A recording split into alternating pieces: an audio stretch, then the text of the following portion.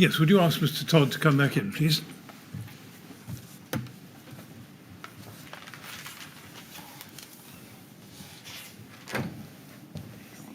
Thank you.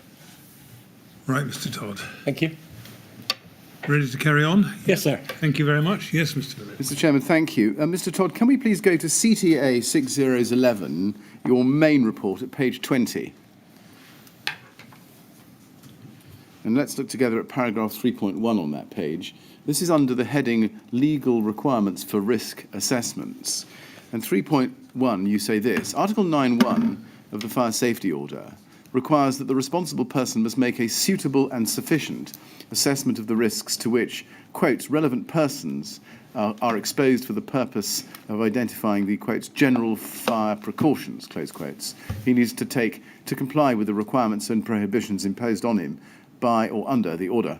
This assessment is universally described as a fire risk assessment. Now, the term suitable and sufficient isn't defined in the FSO, is it? That's correct, sir. But you deal with the meaning of that expression, suitable and sufficient, I think on page 23. If we go there, let's look at paragraph 3.21. You say there, accordingly, for an FRA to be suitable and sufficient and thereby compliant with Article 9.1 of the Fire Safety Order, it is necessary for the FRA to give consideration to each of the matters from Article 4 of the Fire Safety Order as set out in paragraph 320 above. And just pausing there, you can see what you've set out at 320. It's actually not on the screen. If we can just scroll up to the top of that page, just so that people can see it. That's what you say there about what general fire precautions comprise. Yes, sir. You've got six measures there, including 2 at the end under F. Yes, so 7 in total. Now, if you go back to 321, continuing, you say, to further assist the inquiry and interpretation of the term general fire precautions, in practice, in my opinion, the measures in question may be described in more common parlance as follows. And then there's a list of bullet points. I'll just read them to you. Measures to prevent the outbreak of fire. Compartmentation, fire stopping, e.g. of service penetrations in fire-resisting walls and floors, fire doors, etc. Suitably protected escape routes and fire exits.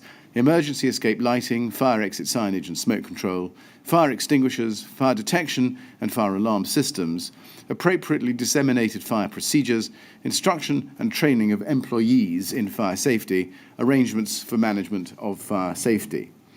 Now, just looking at that list and each of them in turn, should each of those matters be specifically tailored to the building under assessment? Yes, sir. The general fire precautions, by definition, are those applicable to the building in question, and the risk assessor looks at the building, or rather looks at those precautions in the light of the particular building. Yes, and bearing in mind the provisions of PAS 79, we'll go to it if we need to, but I have in mind particularly page 18, is it right that the fire risk assessor should express the current level of risk? There's nothing in the fire safety order that requires the risk assessment to express in any way, shape or form, or in any particular form, the level of risk. But I think there's a general understanding within our profession, sir, that it's innate to the process of a risk assessment that it assesses the risk. Indeed. When PAS 79 was first written in 2005, we wrote it because government policy at the time was they didn't want to tell people how to do a fire risk assessment because they were in a sort of, if I can describe it this way, sir, anti-prescriptive mode. And so in drafting PAS 79, I suppose you could say we stole unashamedly principles from health and safety risk assessments, because health and safety risk assessments had been a legal requirement since the 1st of January 1993. And so we thought, well, the health and safety profession must have got their heads around it by now. So let's have a look at what they do, and we will parallel what they do. And since then, in PAS 79, as you correctly said, sir, the the PAS recommends that the risk assessment should express the level of risk. Yes, and indeed that's inherent in the nature. I'm sorry if that was a very long answer, sir. No, it's very helpful. Can I just see if I can crystallise 4 things, see if you agree or disagree. First of all, as you said, you agree that the risk assessor should express the current level of risk. Secondly, do you agree that he or she should determine the adequacy of existing fire precautions? Yes, yes to both of those, sir. Yes. And thirdly, determine the need for and the nature of any additional fire precautions? Correct. Yes. And then fourthly, set out any additional fire precautions required in an action plan? That's the normal way of doing it, sir. That would be industry practice. Very good. Now, can we go to page 78 of your main report, please? And let's look together at paragraph 8.26. At the foot of the page, you say this. In this connection, which is about completion certificates, this is the context, as you can see from paragraph 825, you say, I consider it important to note that an FRA is not a compliance audit in relation to, for example, the requirements of the building regulations. Yes. Now, can you explain what you mean there? Yes, sir. It reflects what London Fire Brigade also, it was minuted that they said early on in their relationship with RBKC that you can't actually take the guidance under modern building regulations and apply it to an existing building because it's just not appropriate. And that has always been understood within the fire sector. With the chairman's forbearance, could I give an example, possibly? Yes, so, please do. If you could take Grenfell Tower, we know that the current guidance under building regulations is that the maximum distance from a flat entrance door to the stairway shouldn't be more than 7.5 metres. And that's an arbitrary figure, but it's a figure. It is what it is. We work to it. Now, at Grenfell Tower, it was about 9 or 10 metres, according to who measured it. But let's call it 10 as a round number, sir. If you are doing a fire risk assessment, you can't somehow shrink the building so that the distance becomes 7.5 metres, and there's no point making any suggestions to that effect. So you weigh up the risk, and a non-compliance with current guidance does not always indicate any particularly material risk, because guidance moves on all the time. And if we tried to apply new guidance every time it came along, which at the moment in the case of ADB it feels like every 5 minutes, then you'd be constantly going back to buildings and knocking them around and changing them. So a risk assessment is what it says on the tin. It's an assessment of the risk, not an assessment of compliance with anything in particular, but more particularly the guidance that supports current building regulations. Well, you say not an assessment of compliance with anything in particular. That's in a way the core of my question, because you say, for example, would you accept that an FRA, a fire risk assessment, is a check on the compliance with the FSO by the responsible person? Yes, let me rephrase that then, sir. It's not a check of compliance with the letter of any particular guidance document, but it is a check of compliance with the rather functionally based objectives of the fire safety order. So when I said compliance with anything, you could take the LGA guide, you could take the sleeping risk guide, you could take the Glicors guide, you could take a plethora of guides. And the purpose of the risk assessment isn't to go through those guides like a checklist and say complies, doesn't comply.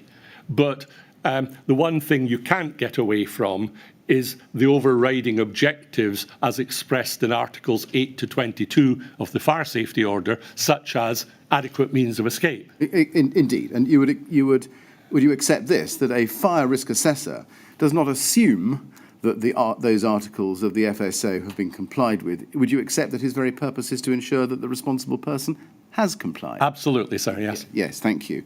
Now, you go on to say in the next sentence, In any FRA, particularly FRAs carried out prior to the Grenfell Tower fire, it is not only reasonable but is essential to make assumptions regarding compliance with the building regulations unless there are obvious indications to justify suspicion of non-compliance. Now, just there, when you say of non-compliance, do you mean non-compliance with the building regulations, that being the example you're giving? Possibly the regulations, but possibly more the guidance, the current guidance that supports the regulations. So the approved documents? Yes, but even the regulations, sir, possibly. And again, would an example help, sir? If you think it would, then you must be the judge of that. Okay, thank you. The building regulations have expanded in scope over a period of time. And for example, B5 was the requirement. B5 was the most recent, and so it would require that in all tall buildings there be dry rising mains. Let's use that as an example. You will find some older buildings built before current building regulations where there might not actually be a rising main, and it might be over the magic 18 metres. So you could, it's not just guidance there. There might, even the functional requirement sometimes might not be quite satisfied, the functional requirement of current building regulations, but then the risk assessor has to decide what is reasonably practicable in terms of the risk presented by non-compliances. Yes, thank you. Does that answer tell us that, in your opinion, a reasonably competent fire risk assessor would have at least a working knowledge of the building regulations at all times in force so far as they related to fire safety? Oh, yes, sir, definitely. Yes, and would that extend also to the approved documents, approved document B? Yes, sir, yeah. And what education and training on the building regulations and approved document B should a reasonably competent fire risk assessor receive and continue to receive in order to enable him to have and to maintain that working knowledge? Yes. He may not have formal training if, in the sense of he went on a 2-week course on building regulations. He might. It might be experiential learning on the job, as it were. And so one notices this in recruiting ex-fire officers, those who have been involved in building regulations consultation in the fire service, as opposed to simply inspecting buildings, always have a better insight into the building regulations and construction than those who have never been involved in building regs consultation. That would be an example. Yes. In your opinion, did Mr. Stokes have such education and training? He had been involved according to his CV, and that's a matter for evidence of fact and for the accuracy of which it's for the chairman to decide. But he says, I think in his CV, and you'll correct me if I'm wrong, sir, that he was involved in building regulations consultations when he was with Oxfordshire Fire and Rescue Service. Is it your opinion that a properly completed fire risk assessment or FRA, would point out any breaches of the building regulations which were reasonably evident to the fire risk assessor from his usual inspection? Of the building regulations, I think he would focus on the fire safety order. Yes. And the objectives would not be terribly different. But the one thing that would, would differ would be in relation to requirement B5, which under the building regulations is measures to assist the fire and rescue service. Operational firefighters engaged in an operational task are not relevant persons within the fire safety order. So there might be a little bit less focus on B5. Yes. But B1, B2, B3 largely, and perhaps less so on B4, but certainly B1, B2, B3 would all be fairly consistent with the functional requirements of the fire safety order in any case. Yes, and leaving aside that qualification in relation to functional requirement B5, is it your opinion that Mr. Stokes had this sufficient or reasonably sufficient education and training to equip him to be able to point out any breaches of the building regulations that would impinge upon fire safety from an ordinary inspection? Yes, I think that's probably fair comment. But particularly, bear in mind, he was carrying out a fire risk assessment in pursuance of Article 9, which would focus his attention on Articles 8 to 22 of the Fire Safety Order. Yeah. But there'd be substantial overlap, as I already said, yes. therefore, with the functional requirements of the building regulations. Yes, thank you. Can I now turn to the question of the competent fire risk assessor and questions of competence?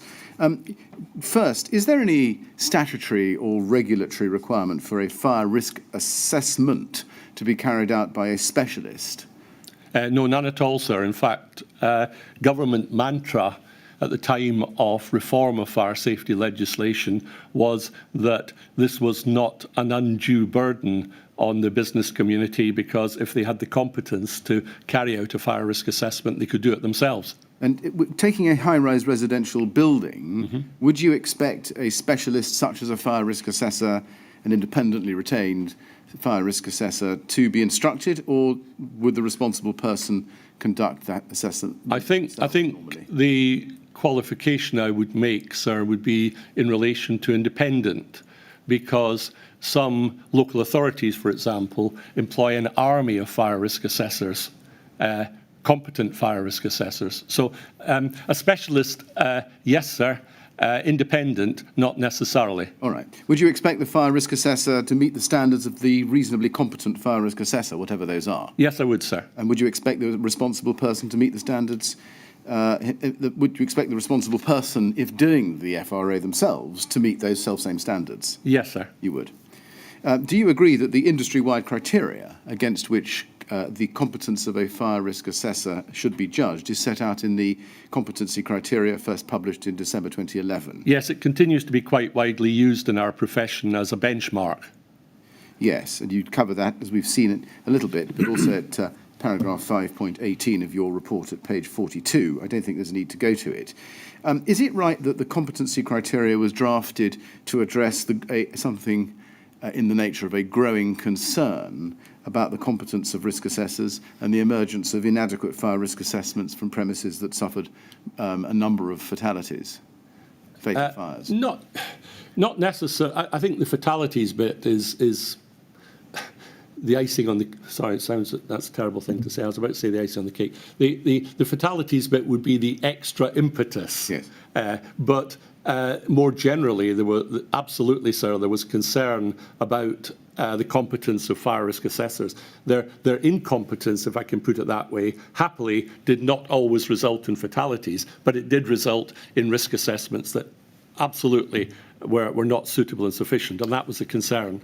Can I just interject to ask you this? The requirement, I think, under the order is there to be is it suitable and sufficient? Yes, sir. Fire risk assessment. That is the pudding, so to speak. Yes. Is there a danger that in concentrating on competence, we're concentrating on the cook rather than the pudding? Because even an incompetent cook can sometimes turn out a marvellous pudding. Fortuitously. Yes. Yes, you are right. The acid test, sir, is what does the product do? And that is the end to start from. The concern that Council referred to was that the sector were seeing lots and lots of risk assessments that absolutely weren't suitable and sufficient. And when you tracked back as to why, it's because the risk assessor wasn't competent. And then we come back to the fact there was no statutory requirement for competence, and that wasn't an oversight, sir. That was intentional government policy not to make it a statutory requirement. And I suppose it's better to have an army of competent fire risk assessors than a plethora of prosecutions of responsible persons for not having done proper fire risk. And/or the fire risk assessors themselves, sir, yes. Well, that's something else you're going to help me on later on. All right, okay. Sorry, has that answered your question, sir? Yes, thank you. Yes. Did the competency criteria codify in any way or enshrine in any way pre-existing principles of competence? Yes, I would say it probably did, because the reform of fire safety legislation was not intended to, as it were, push back the frontiers of fire safety or introduce new principles. It carried on principles of fire safety that had been established for many years under the Fire Precautions Act. So people who were fairly competent under the Fire Precautions Act should be fairly competent under the Fire Safety Order. I see. Can we then look at the competency criteria at CTA 6011, page 109? I want to look with you at the preamble to this set of criteria under the word forward at the top. And if you go to 6 paragraphs down, it's not numbered, but it's about the middle of your screen. Yes, I think I drafted quite a bit of this, sir. I think you need to scroll down a bit further, actually, to the bottom half of the screen. But do you see that it says and it's the 4th paragraph up from the bottom. I think that's the best place to find it. In the paragraph that starts, as a result of these concerns. However, from any premises, sir. As a result of these concerns, it says the Fire Risk Assessment Competency Council, which comprises a broad group of relevant stakeholders, etc., etc. And then in the last sentence, it says this: it is anticipated that these criteria will be used by professional bodies and third-party certification bodies who register or certificate fire risk assessors and by commercial companies providing fire risk assessment services. Do you agree that it was only those fire risk assessors who voluntarily applied to professional bodies and third-party certification bodies whose competence would be checked against those standards? Absolutely. And so the certification scheme wasn't mandatory? No, not in any way, shape or form. No. And did that mean that there were, and indeed still are, out there, a number of fire risk assessors providing commercial services who had never had their competency checked or verified against those standards? Without wishing to take up the time of the inquiry, sir, could I just add something that might help the chairman on your last question? Yes. Not only was it not mandatory, but government resisted all calls for it to be made mandatory. Very, very positively resisted it. Was that because of so-called burdens on business? I'm paraphrasing your evidence. Why was that? Let me ask you why. No, you were doing fine, sir. Right. The government were very much in deregulation mode and during the reform process. It was held. This goes to the issue of why competence was not actually required. Nowhere in the fire safety order does it require a fire risk assessor to be competent. And the government were very clear that were they to have required fire risk assessors to be competent, it would imply to the business community that they'd have to go out and buy in the services of a specialist. And the fire safety order was brought in the name of reducing burdens in business. So it would be a little bit difficult for the government to follow a party line. We're reducing burdens on business.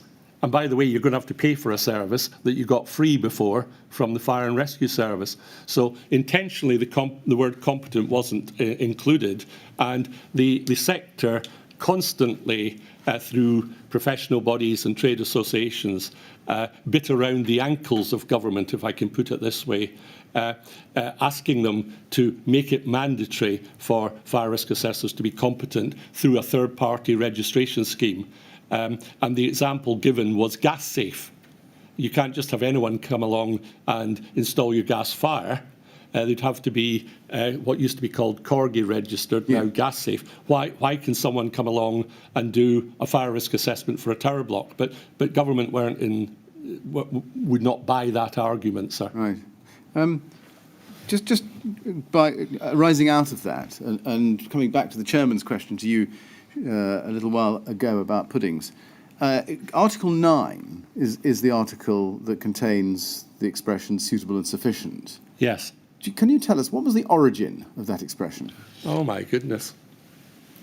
If it's a long answer. No, I'm sorry. I am trying to shorten my answer, sir. But let me ask you this way. Does it come from pre-existing English, Welsh or other United Kingdom legislation, or does it come from elsewhere? I have a feeling it may have been in the fire precautions workplace regulations, sir, but you Right. have to just double check that. Right. To your knowledge, when it came into the regulation, was it an expression which was in customary use in the trade? I think we understood it, accepted it, and Right. weren't perplexed by it, put it that way. So would you say that when it came onto the statute book in 2005, as in fact it did, that most people in the trade understood what the pudding was supposed to look like, if I can put it that way? They were beginning to get the hang of it, sir. Right. But I wouldn't say... we used to joke that if you ask 10 fire risk assessors what's a suitable and sufficient fire risk assessment, you get 11 answers. Right. Is it a bit like the Scrutton elephant? You can't define it, but you know what it looks like when you see it. Yes, well, sometimes you don't even know. We couldn't even agree what it looked like.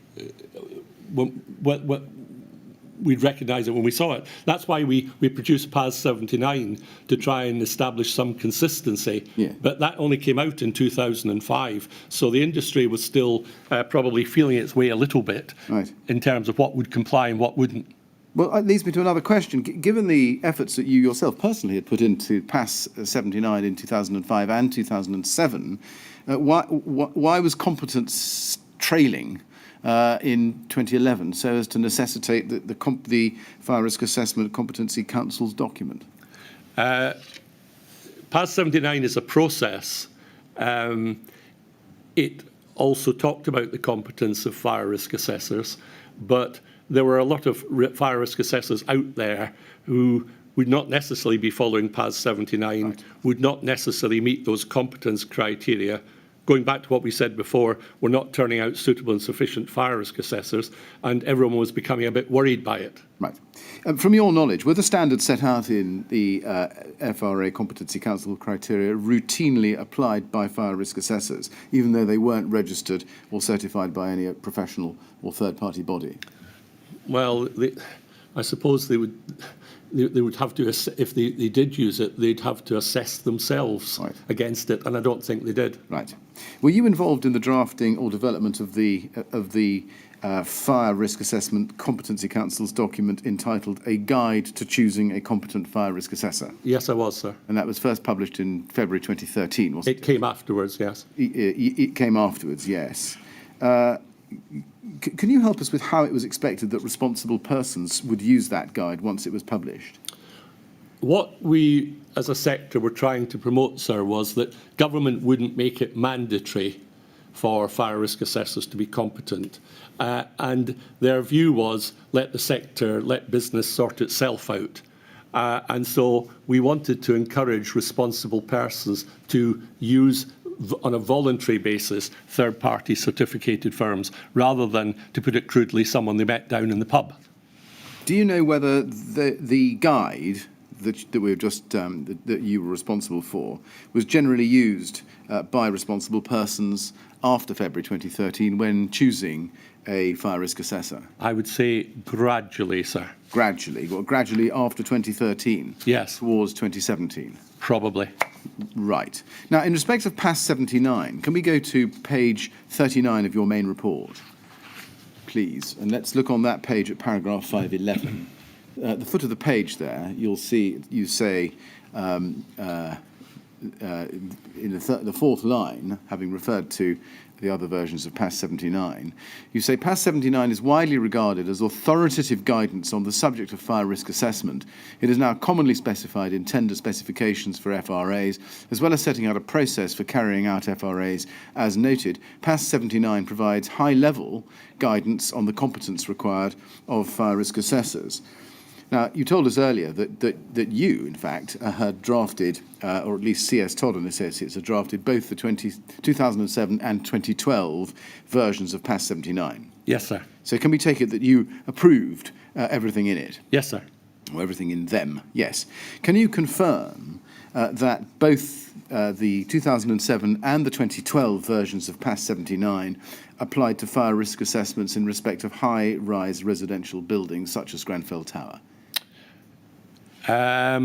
Certainly, in theory, If I'm honest, sir, we probably would not have had those foremost in our minds in drafting the PAS, because much of the focus was on commercial premises at the time, because until Lakenall House in 2009, which I appreciate is before 2012, there wasn't vigorous enforcement of the fire safety order, in my experience, in blocks of flats.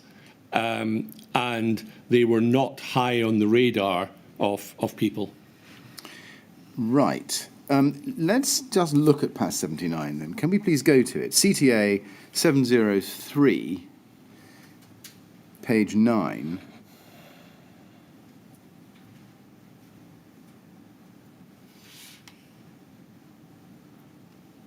Now, you'll see on the screen scope, and yes. if we can scroll down to the footnote 1. Yes. Footnote 1 says this: fire risk assessments are, however, required, for example, in the case of common parts of houses in multiple occupation and blocks of flats in England and Wales, and for licensed houses in multiple occupation in Scotland. Yes. This PAS is applicable to yes. such fire risk assessments. And yes. then you go on about construction sites. And then you say construction sites are outside the scope of this PAS. Now, that footnote there, although it's a footnote, made it pretty clear, didn't it, that PAS 79 was to be regarded as applicable to blocks of flats in England and Wales? Yeah, yes, they weren't excluded, but no. all I was, the point I was making, sir, was in practice, much the same as the sleeping accommodation guide, technically could apply to blocks of flats, although not high-rise. But if you were to do a word search in the sleeping accommodation guide for flats, you won't find many references because they were focused on commercial premises such as hotels. And I can't remember, in fact, I'm not sure if I've ever looked to see how many references there are to flats in here, but a lot of the focus would have been on commercial premises. Yes.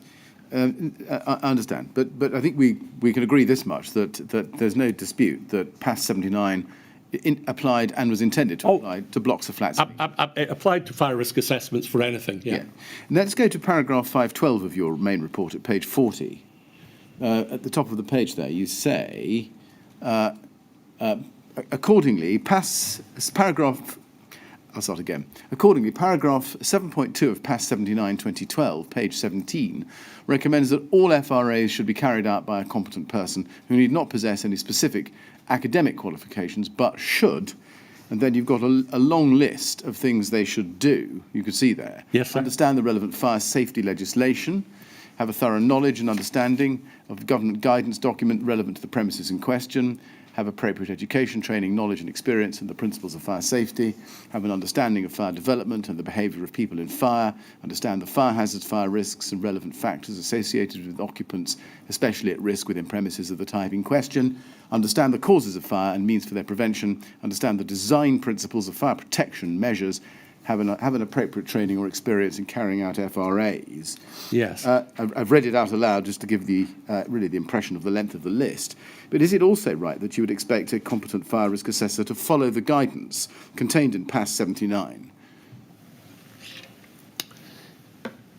That's what we would have hoped, but PAS 79 wasn't mandatory, and there were some competent fire risk assessors who liked to do their own thing.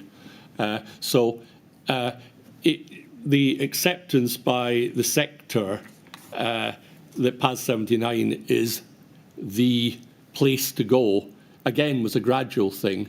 I wouldn't like to say that there were no competent risk assessors who chose not to use PAS 79. Pardon the double negative. Right. Is it right that fire risk assessors could use the template in Annex B or E to PAS 79, depending on whether they were carrying out a new FRA or a review of an existing FRA? Yes, they could, but the important thing to understand about the template is that it's in an informative annex, yes, which means it's not actually part of the PAS. So the PAS is a process. The template is here's one we've done earlier. You can use it if you want, but if you don't want to, you can still comply with the PAS. Yes, but do you accept that a fire risk assessor would need to ensure that all the recommendations of the current PAS 79, in other words, that current at the time, were satisfied? That's how we would regard it, Yes. certainly. Yes. Can we then go to page 89 of your main report and look to see what you say about the template? At Yes. paragraph 8.79 there, at the top of your screen, you say this: in this connection, a major objective of the PAS 79 template is to drive fire risk assessors to consider all relevant matters. If any relevant matter is overlooked, the template cannot be completed. In respect of testing and maintenance, to assist fire risk assessors, the appropriate frequencies for testing and maintenance of the most commonly encountered fire protection systems and equipment are set out in the template. That's correct. Yeah. Now, do you know where the relevant standards in the template were derived from? The testing and maintenance frequencies? Yes. From the particular product or equipment standards. Are these British standards? British or European, sir, yes. I mean, we didn't make them up. We chose them. We took them from... So, for example, for lifts and doors or the AOV, you might look to the British standards or the European equivalent. That's correct. I see. Now, to page 88, if we go back a page, please, you say this at paragraph 877. You say that you've examined the adapted PAS 79 template used by Mr. Stokes and compared it with the template included in the 2005, 2007 and 2012 versions of PAS 79. From this examination, I'm satisfied that the template used by Mr. Stokes was adapted from the 2007 version. Yes. Now, just pausing there, recognising that a fire risk assessor is not required to use any particular template, would you expect that for the FRAs completed after publication of the 2012 edition of PAS 79 in August 2012, a competent fire risk assessor would have used that version? Some people were still using their own templates that were not even the PAS 79 template, and that was their choice. It's become a sort of industry standard now, but I know some very competent fire risk assessors who actually didn't like that template and they used their own. Yes. Really what I'm seeking to get at is that if Mr. Stokes had used the 2007 template as the basis for his own tailor-made template, would it be, why would he not use the 2012 version of the PAS 79 template to revise his old template? Yes, I think that's a good point. If he pinned his colours to the mast of that template, then one would expect him to keep using it and updating it. And is it fair to say that the risk of not using the most recent template, even as the basis for your own, is that the fire risk assessor won't necessarily be following the principles set out in the most up-to-date British standards or industry guidance? It could theoretically not be driven to look at the right things. There wasn't much difference between 2007 and 2012. In fact, the purchasers of 2012 moaned quite a lot that they bought it and they didn't see that very much of a difference. There was a difference between 2005 and 2007. And one thing that may interest the inquiry is 2005 was following the fire precautions workplace regulations, which didn't deal with the maintenance of equipment for the fire and rescue service. Article 38 of the fire safety order did. So we put a lot more emphasis, as there was more emphasis in the fire safety order, on the testing frequencies, for example. Yes. And this was to help one-man bands who would, sole traders, who would not necessarily purchase all the different British standards, which are very expensive. So to help them, we extracted the frequencies from the relevant standards and incorporated it in the template. I see. But I sense from your answers that you would not regard the use of the continuing use of the 2007 template as evidence of a lack of competence. No, I wouldn't, sir. Right, thank you. If we go to paragraph 512 of your report, I don't think you need to go to it. I read it to you a moment ago. You say that a competent fire risk assessor should have a thorough knowledge and understanding of government guidance of the government guidance document relevant to the premises in question. Now, for the purposes of Mr. Stokes's FRAs, would you expect him to have a thorough knowledge of, and I'll give you a list, first of all, the document, well, I think you call it the sleeping guide, HM Government Fire Safety Risk Assessment Sleeping Accommodation, published in 2006? Yes, sir. Yes. Second, the HM Government Guide entitled Fire Safety Risk Assessment Means of Escape for Disabled People, published in March 2007. Yes, ideally. Yes. It wasn't as well known and used, but yes, it was a valid document to be aware of. Yes. What about the lay cause housing fire safety guidance on fire safety provisions for certain types of existing houses? Only if he were carrying out fire risk assessments for properties that would fall within the scope of LCORS. LCORS was not intended to apply to high-rise blocks of flats, but it would apply to houses in multiple occupation, and that included Section 257 of the Housing Act, conversions of old houses a long time ago into blocks of flats that wouldn't meet the current standard. Then you went to LCORS. So if you were doing that type of property, he would need to be familiar with LCORS. Yes. And to your knowledge, were there such properties in the TMO housing stock? I think they had some what they called street properties. Yes. And that would tend to fall within LCORS. Yes. Next is the LGA, Fire Safety and Purpose-Built Blocks of Flats, published initially in July 2011. Yes, definitely. Definitely. And would you expect him also to be familiar with relevant British standards, specifically BS 9991, published, I think, earlier than 2015, but certainly republished in 2015, Fire Safety in the Design, Management and Use of Residential Buildings Code of Practice? Yes, to a degree, but significantly less so than the other guidance documents you've just referred to, because 9991 applied to new buildings, and unless you were involved with new buildings, you might not have as intimate a knowledge. What about quadruple 9? Again, if you quadruple 9, even less, because, sorry, are we talking about housing, sir? Or all? All. All.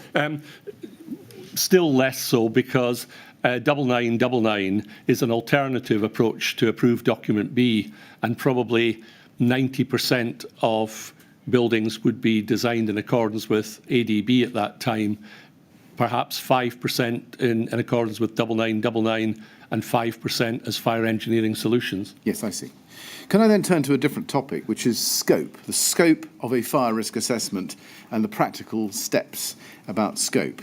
And I want to look at the scope of a fire risk assessment for a residential high-rise building. Yes. Can we start by looking at your main report at page 69, please? You say at paragraph 7.21 towards the bottom of your screen, under the heading LGA Guide on Fire Safety in Purpose-Built Blocks of Flats. Yes.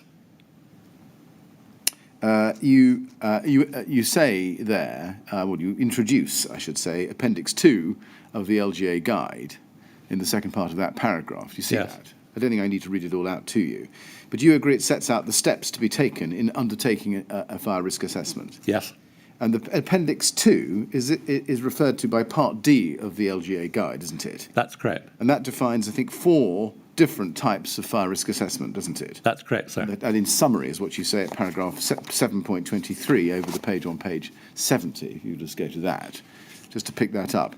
And there you identify those. And at paragraph 7.24, you say a Type 1 FRA is the basic FRA required for the purpose of satisfying the fire safety order. And then at 7.25, you say the scope of a Type 1 FRA is limited to the common parts, as these are the areas that fall within the scope of the fire safety order. As previously discussed, in my experience, fire risk assessors would not consider the external walls or cladding of a building to constitute common parts, and this is consistent with the opinion of the then DCLG, now MHCLG, in the immediate aftermath of the Grenfell Tower fire. Yes. I just want to focus on that a little bit. Are you saying here, Mr. Todd, that the fire risk assessor trade at the time actually considered they actually thought about whether external walls or cladding fell within the scope of the FSO and decided that they didn't? It's probably more by default. They would have fallen within the scope in non-housing premises, but the attention paid to that would have probably been relatively token, if I'm honest. And if your question is, did they think about the external walls and then reject the premise that they were within the scope, I'm not sure it'd be as formal as that. They weren't considered to be part of. They wouldn't have included them as part of. It's the would have that I'm having trouble with. I'm just trying to get to the facts. Well, they didn't. It didn't. Okay. I mean, I was just wondering whether your view here is hypothetical or whether... No, sorry. This is reflecting custom and practice 100%, sir. So your view is that the fire risk assessor trade did not consider that external walls or cladding fell within the scope of the FSO. But my question is, was that opinion arrived at consciously as a result of an empirical process ending with a decision, or was it just the way they felt about it? No, it would be their understanding of common parts. I can't claim there is some fire risk assessor that I'm not aware of who saw it differently, but certainly I can confirm that if not universally, very close to universally, right, the common parts were not considered to include the external wall, but there was no thought process that led to that particular conclusion. I follow. Did you yourself personally actually consider this question when drafting or supervising the drafting of the LGA guide or past 79? We did, yes. Excuse me, sir. We did, sir, because we considered that within 2 days of appointment to write the guide, that cladding should be a matter on which we would give a warning to people. And I think you've seen evidence of that, sir, which was attached to my witness statement. But we didn't consider that that was part of the fire safety order, and therefore it wasn't referred to in the section on the LGA guide on fire risk assessment. We were more concerned about people overcladding buildings and the risk that would arise from that. We'll come to that shortly, as I can imagine you would anticipate. But, yes. Before we do, can you just help me? Could you explain the rationale for the understanding that you've just described, namely the rationale for why, at least before the Grenfell Tower fire, fire risk assessors understood or would have considered that the scope of a fire risk assessment should exclude external walls and the cladding of a building? Yeah, unfortunately, there's a list, but I will try to be succinct. Yeah. There was nothing in guidance to fire risk assessors that would lead them to a contrary opinion. So the sleeping accommodation guide referred to sandwich panels, but that was because of concern over sandwich panels after deaths of firefighters involving sandwich panels in cold storage facilities. So other than that, there was nothing in the sleeping accommodation guide. There was nothing in guidance note number 1, which was the guidance to enforcing authorities as to what they should be considering in their enforcement of the fire safety order. The concept of the common parts, which is only an abbreviation for the long term contained within the fire safety order, namely parts of premises used in common by the occupants of more than one private dwelling. And that's such a long phrase that people tend to call it common parts. That inclusion, we were well aware, was because of concern by government that Europe might consider the common parts of blocks of flats to be workplaces, in which case we could be regarded as in breach of European directives on health and safety that apply to all workplaces or applied to all workplaces throughout Europe. And I think the general opinion was it would be slightly puerile to call the external walls of a building a workplace, in contrast to the common parts that were cleaned, decorated, perhaps had a concierge walking around. So they were very much understood to be within the scope. But the external wall, people didn't regard that as a workplace. And there was nothing really to lead them to a contrary opinion, sir. I follow. So I think in a nutshell, you were telling us that the origin of the understanding that the external wall should be excluded from the scope of the FSO was that it wouldn't be a workplace. Or it wouldn't be parts of premises used in common by the occupants of more than one private dwelling. Yes, I want to try and I need to get in a little bit to this to the nuts and bolts of this understanding that existed at the time. Certainly, sir. Now, can we look a little further into it? Can we go to your main report at page 9, please, paragraph 2? I want to look at your executive summary here. Yes. Requirements for FRAs, and you say when you look at paragraphs 2.1 to 2.5, all of that is relevant. Just summarising it, am I right that in summary here you say that until the Grenfell Tower fire in June 2017, and even after that, the prevailing view in the fire risk assessment trade was that the exterior wall of a residential high-rise building with a stay-put policy was that it fell outside the scope of the FSO? Correct. Yes. And therefore would not fall to be risk assessed by the fire risk assessor? Correct. Or indeed the responsible person? Correct. Right. Do you also say that by parity of reasoning, it wasn't governed by the fire safety order or the RRO more broadly at all? That would be the prevailing view, right, sir. Yes. Okay. If not the FSO, what legislation did govern the assessment of the external wall for fire safety? To the extent that anybody ever did, and they wouldn't have done, in all honesty, in an existing building, you were left to scratch around for something, and the something that you come up with when you scratched around would have been the Housing Act 2004, and that was government's view after the Grenfell Tower fire occurred. Was it deliberate that responsible persons or those appointed by them to conduct a fire risk assessment would be left to scratch around for something in order to identify the basis of their responsibility for the fire safety of an external wall of a high-rise building? I think the thinking would have been, and I'm not sure that anyone ever articulated it with this analytical detail, but the thinking would have been that the external wall was part of building regulations. And excuse me, having complied, until you did some alterations, then and building regulations kicked in again, it sat there minding its own business, as it were, and the fire safety order was really trying to pick up after building regulations had finished with a building that nobody messed up the fire precautions inbuilt in the building by poor housekeeping in the common parts, fire doors becoming ineffective, self-closers being ineffective, and so on. Whereas the external wall really fell into a somewhat different category. I'm not quite sure I understand why it would, though, given that all the measures in Articles 5 to 22 would also be covered by the building regulations.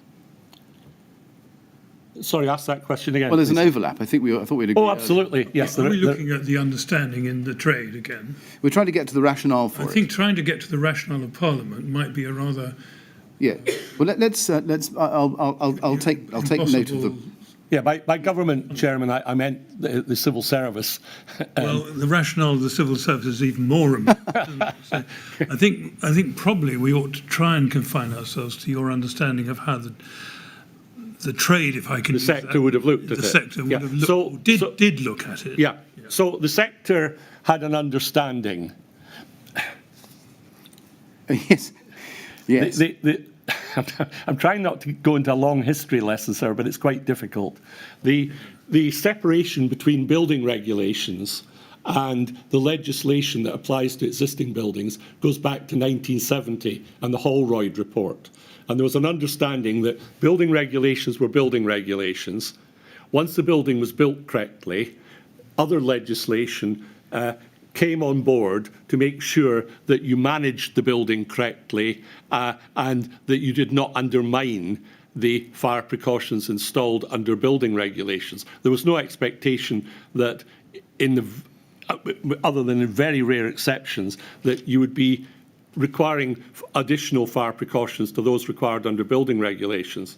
Now, if we take that as the starting point, rightly or wrongly, in terms of other areas of the building, people put storage in the common parts. That has to be picked up in the risk assessment. I mentioned fire doors becoming ineffective. Things go wrong in the common parts and are picked up in the risk assessment. And these things that go wrong have affected the strategy adopted under the building regulations. There's not a lot to go wrong with the external wall, provided you leave it alone. Right. Can we then look at paragraph 2.2? Within this section of your report. You say there, for a block of flats, the scope of the fire safety order, hence the FRAs, includes the common parts and non-domestic areas, such as plant rooms, but does not include the flats themselves. To be clear, are you recording there the prevailing views or understanding of the fire risk assessor trade, or is this your personal opinion of the meaning of the legislation? It would be both, sir. Both. Now, if you're, as I think you are, recording the prevailing views, were you aware at the time that there were those in the trade, fire risk assessment trade, who did regularly undertake fire risk assessments of the external walls of high-rise residential buildings? No, sir, I must admit I never came across that. You never came across them. Were you aware at the time that the view that the external wall fell outside the FSO was not universally held, but was controversial? Well, you've asked two questions, sir. Taking them in turn, I wasn't aware that it wasn't universally held, and I certainly don't believe it was controversial. Right. Did you check your statement at paragraph 2.2 against the text of the FSO? I don't think I did an explicit check, No. sir. No. Now, bearing in mind that the chairman's warning about not asking you to interpret legislation, I don't want to do that. The aim of the questions that follow is to try to understand the rationale for the apparently universal view that external walls of high-rise residential buildings fell outside the scope. I'd like to understand how it comes about. We've seen the definition, well, you've referred to the definition of domestic premises. Let's start with that. But before we do you agree that there is no expression in the FSO, common parts or non-domestic areas that you've used in your report? That's correct. Yes. Now, let's take it in stages, because I'd like to try and understand the logic. Can we go to the FSO itself? Now, this is at INQ 30-11327. And I just want to trace it through, if I can. If we go to page 7 in that document, we look at section or regulation 6A, and we can see under 6A, but actually we probably want the bottom of page 6 for this, I apologise. Bottom of page 6, application to premises. Yes. 6.1, this order does not apply in relation to, and then if we turn the page to page 7A, domestic premises, except to the extent mentioned in Article 31.10, and that's about enforcement, and we don't need to get into that. So it's clear from that, I think, that domestic premises are excluded from the scope of the FSO altogether. That's correct, sir, Right. yes. So far, so good. Now, let's then look at what domestic premises are, which is page 3. And there's a definition there. Let's look at that. Page 3. It's just about a quarter of the way down the page. Domestic premises means premises occupied as a private dwelling, including any garden, yard, garage, outhouse, or other appurtenance of such premises, which is not used in common by the occupants of more than one such dwelling. So, was it understood that premises occupied as a private dwelling are out? Yes. Yes. And was it also understood that any appurtenances not used in common by the occupants of more than one dwelling would also be out? Well, once we looked up appurtenance in the Oxford English Dictionary. Indeed. And perhaps you'd like to give us the trade's understanding of that word. Other ancillary, I suppose, facilities. Yes. Now, does that tell us that those parts was the understanding that those parts which are used in common are not excluded and are therefore in. That's correct, sir. Right. And Well, that, only if there are pertinences. of course, only if they're pertinent Right. to a private dwelling, of course. I didn't mean to obscure that in the question, but No, but the difficulty is with this sort of statutory construction that it's possible, I wouldn't put it any higher than that appurtenances has to be understood in the light of the words that precede it. Indeed. Gardens, yards, garages, outhouses, etc. Yes, that's right. Would you agree? Well, let me ask you, was the understanding in the trade that the parts that are used in common there would include communal areas like lobbies, stairs and lifts? Yes, well, absolutely. Yes. Now, you include in your report, as I read to you at paragraph 2.2, the plant room. Yes. How is the plant room occupied as a dwelling or used in common by any occupant? Well, it's not a dwelling. I think if the paragraph says that the plant room should be included within the scope of the fire risk assessment. It does? Yeah. I'm keen to know how the understanding... I'm trying to understand the understanding, as it were. Sure. If the understanding was that plant rooms in high-rise blocks are included, by what logic? Not excluded. Because you wouldn't regard a plant room, sir, as domestic premises. It's a workplace.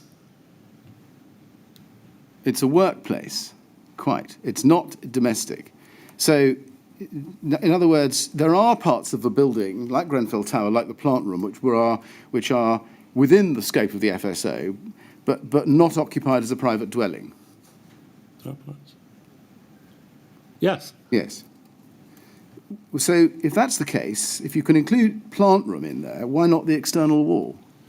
It goes back to what I said, sir. The plant room will be separated from the common parts, sorry if I can use that term, by fire-resisting construction, by a fire-resisting door, which will need to be checked to make sure that it's still fire-resisting and self-closing. It's very common for storage to build up in plant rooms, and therefore you have a fire hazard within the plant room.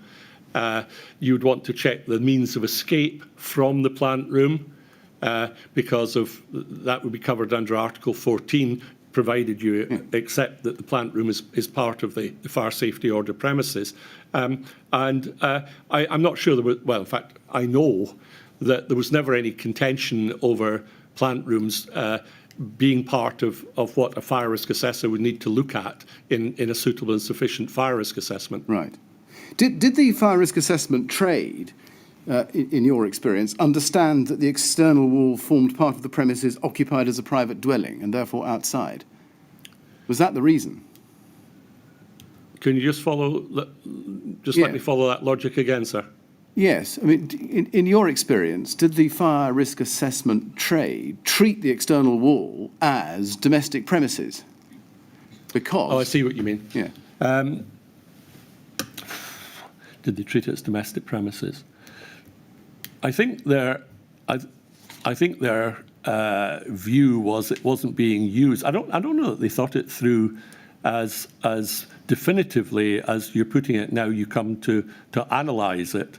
I think it was just more that they just didn't consider that was something that would need to be considered as part of the fire safety order and a fire risk assessment. Yeah. And why not? Well, if that were not so, the rhetorical question would be, why did guidance talk about plant rooms? So if I were to look up the sleeping accommodation guide, it would tell me about looking at plant rooms. It most certainly wouldn't tell me about looking at the external wall. And there was never any suggestion. Fire authorities, in my view, but there may have been some that are exceptions, but fire authorities were not looking at external walls. They weren't trained to look at external walls.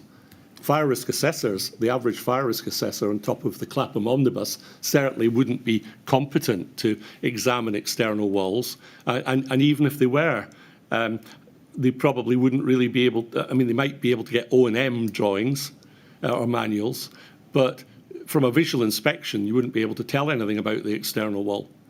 Yeah, I mean, did anybody ever ask themselves what the basis of excluding the external wall from the scope of the FSO actually was? I would doubt that, sir. Right. I mean, did anybody ever ask themselves, did anybody ever suggest to you, in your experience, that the reason for doing so was because it formed part of the domestic premises privately occupied? I never heard that expressed, No. and I never knew anyone looking at it analytically until after Grenfell Tower. And in my experience, the overwhelming majority view post-Grenfell was, well, the external wall is not part of the fire safety order.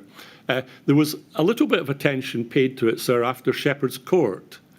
And I think the public inquiry have heard about Shepherd's Court. We'll come to that. Oh, We'll come to the daily letter stop? of the 6th of April. Yes, we will. We're going to come to that. yes, okay, sorry, sir. Yes, now I'm interested in your evidence about that. But I think so far, what I'm getting from you is that people assumed, is this right, that the external wall was outside the scope of the FSA without really ever thinking about it? That may be a little unfair to some colleagues in the profession, but I think it's probably a reasonable assertion, sir. Yeah. And would you accept that the exterior wall of a high-rise block of flats is not occupied as a dwelling any more than the plant room? It's not occupied as a dwelling any more than a plant room, yeah. No. No. And indeed, let me see if I can just understand it. Go back to workplaces. Why is the external wall of a high-rise block of flats not a workplace? For example, for people being sent up there to clean it or repair it? I think probably the view would have been taken that when you're erecting scaffolding and doing work on the external wall, you're probably better covered by the Health and Safety at Work Act. Now, I'm not saying that's written anywhere. I'm just giving you an off-the-top-of-my-head opinion.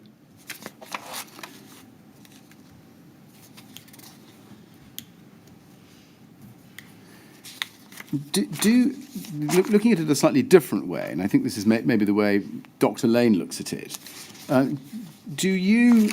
well, let's start with paragraph 3.21 of your report on page 23. I say start, I think continue is a better word. If we go to page 23 of your main report, let's look at 321. On 321, you list there the bullet points we saw earlier. In other words, what it is that a fire risk assessor needs to understand by way of general fire precautions. And in the second one, you say compartmentation there. Yes. See that? So compartmentation is one of the general fire precautions. Do you agree or do you disagree that the external wall of a high-rise residential block forms part of the compartment? For the purpose of compartmentation, I would disagree. You disagree, do you? Yes. So when you define a compartment, you exclude the external wall, do you? I would not regard the external wall as part of the compartmentation of a flat. I don't know if it would help you, sir, if I could explain why. Yes, please do. Well, I would suggest three reasons in support of what I've just said. So, taking them in turn, if we consider the meaning as defined in British standards of the term protected, the word protected, sorry, am I teaching the inquiry to suck eggs? No, they've not heard. Certainly not this bit of inquiry. You should make no such assumptions at all. No, well, I didn't know if you'd heard, Chairman, about the concept of protected. The term protected has a special meaning in fire protection. If we describe a stairway, a route, a corridor, or whatever as protected, we mean that it's enclosed by fire-resisting construction such that anybody using that stairway, route, or corridor is protected from a fire in adjacent accommodation. And so protected is defined in the standards. Council mentioned, Chairman, BS 9991, for example. If we were to look up protected in BS 9991, it would tell us that a protected route is enclosed in fire-resisting construction other than the external wall or any external wall. So if you think about a stairway, Chairman, think of a stairway as a vertical compartment because it's enclosed in fire-resisting construction. But a protected stairway doesn't have to have any fire resistance in its external wall. So if that's a compartment, if the stairway is a compartment, just as a flat is a compartment, the stairway external wall is not part of the fire-resisting enclosure by definition. Therefore, why would a dwelling be any different? That would be my first point, sir. My second point would be that the walls and floors and ceilings of a block of flats are part of the compartment. We know that. And they'd have a minimum fire resistance of 1 hour. There is no requirement for external walls to have fire resistance under the guidance that supports building regulations. And even if there were, if the external wall were part of a compartment, then every building in the country would have multiple breaches of compartmentation because the windows would be a breach in compartmentation. So if you were to find, sir, a window, if you walk up the stairs of a block of flats, you found a window to some flats, and believe it or not, in some old blocks you can actually find that, you're horrified. And that's an urgent recommendation because it's a breach in compartmentation. But the fact that the flat has a window to the outside, that's not a breach in compartmentation. So,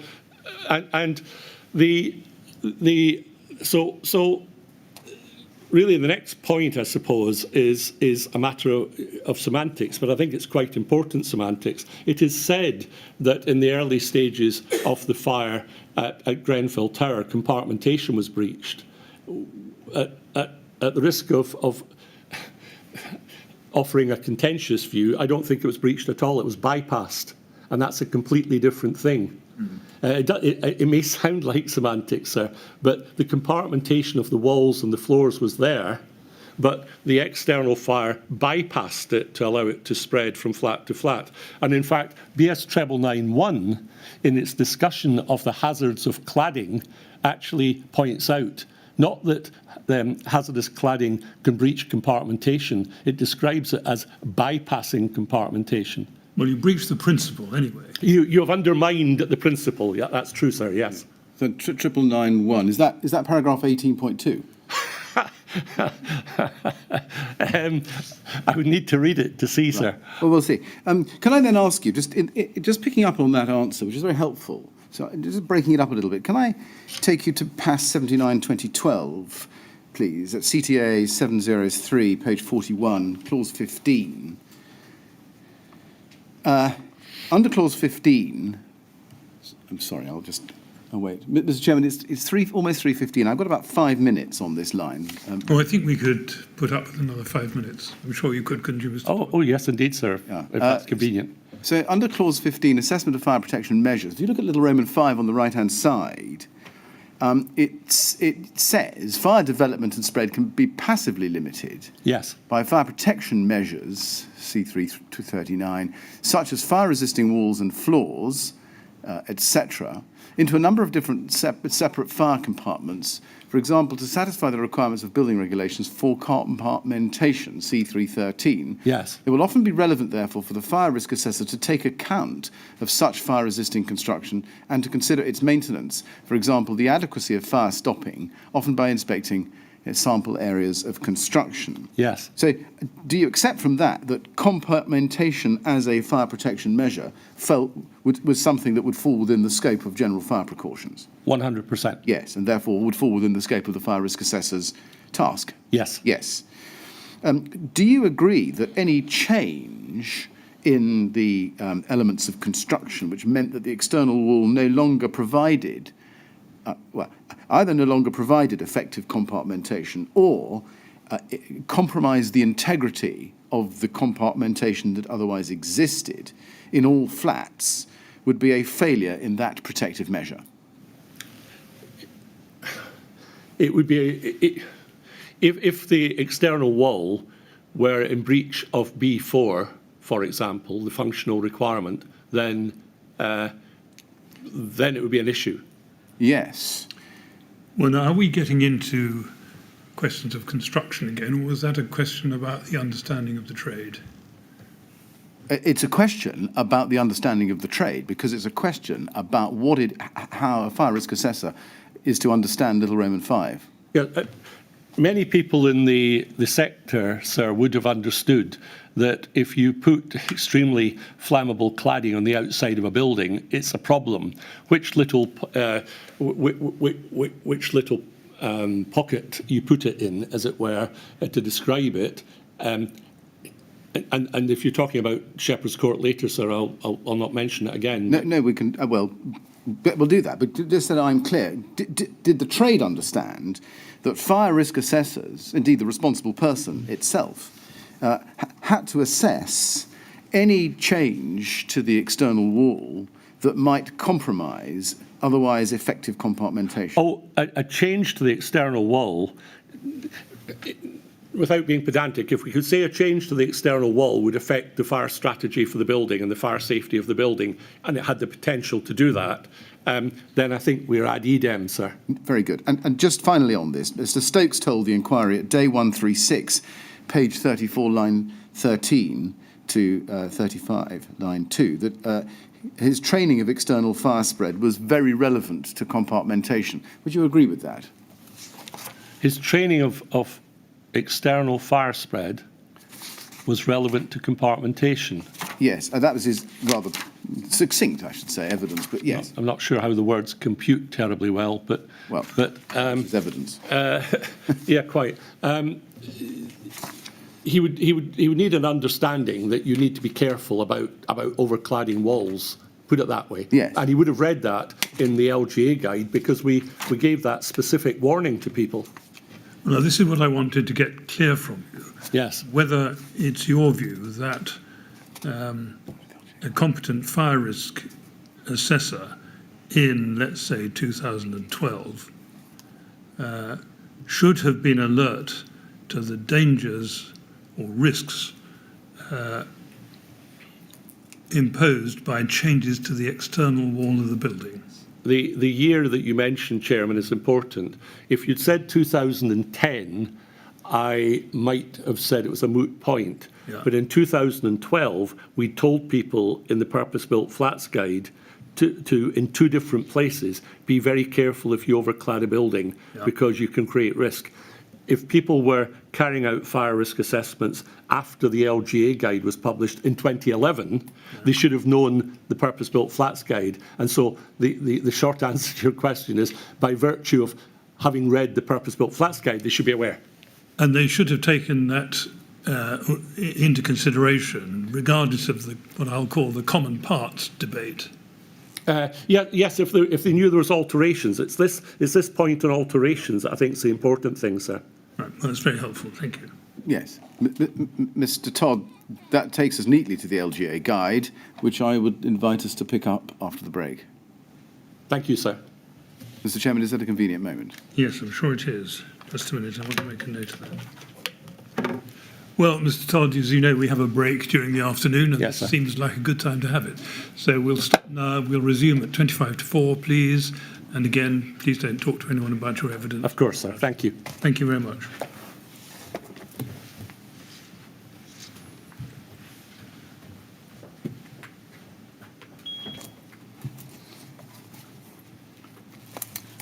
Thank you very much. 25 to 4.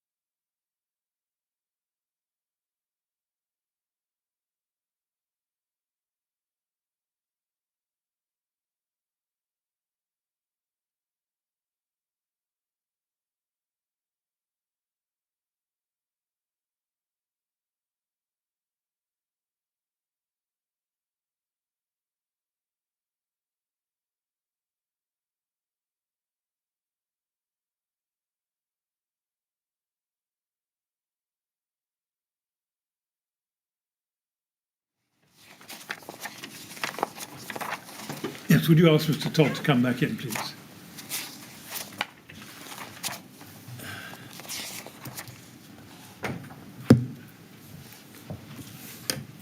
Yes, do sit down, Mr. Todd. I'm sorry we've kept you waiting a few minutes. I'm afraid your evidence was so interesting we got embroiled in a debate amongst ourselves. Anyway, we're ready to carry on if you are. Of course, sir. Yes, Mr. Millett. Yes, Mr. Chairman. The LGA guide, HOM 30 45964, please, page 111, paragraph 72.1.